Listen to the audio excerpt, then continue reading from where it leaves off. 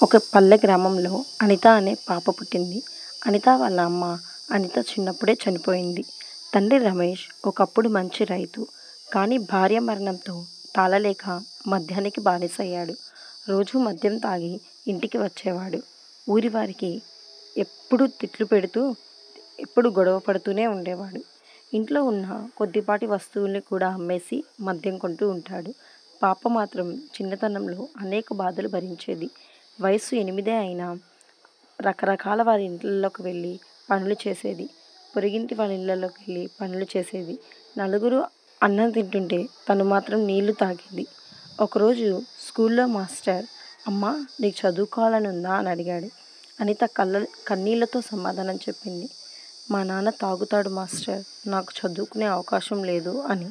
ఈ మాట విన్న మాస్టర్కి హృదయం కదిలించింది. వారు గ్రామ పెద్దలతో మాట్లాడి అనితకి స్కూల్లో ప్రవేశం ఇప్పించారు. మధ్యాహ్నం భోజనం, తినే అవకాశం, పుస్తకాలు, ఇలా ఇవన్నీ చూసిన అనితకు కొత్త ఆశలు వచ్చాయి. చిన్న చిన్న బహుమతులు గెలుచుచూ అనిత తన ప్రపంచాన్ని కాస్త కాస్తగా మార్చుకుంటూ ఉంది. తండ్రి మద్యం తాగినా ఆమె తపన మాత్రం తగ్గలేదు. చివరకు ఆమెను ఆదుకునేందుకు ఒక ఎన్‌జీఓ ముందుకొచ్చింది. వారు ఆమెకి వసతి, విద్య అందించారు. రోజులు మారాయి. కొన్ని సంవత్సరాల తర్వాత అనిత ఓ ప్రభుత్వ వైద్యురాలిగా పనిచేస్తుంది. తన గ్రామానికి తిరిగి వచ్చి మద్యం వ్యసనానికి చికిత్స కల్పించే ఆరోగ్య సంస్థ, ఆరోగ్య కేంద్రాన్ని స్థాపించింది.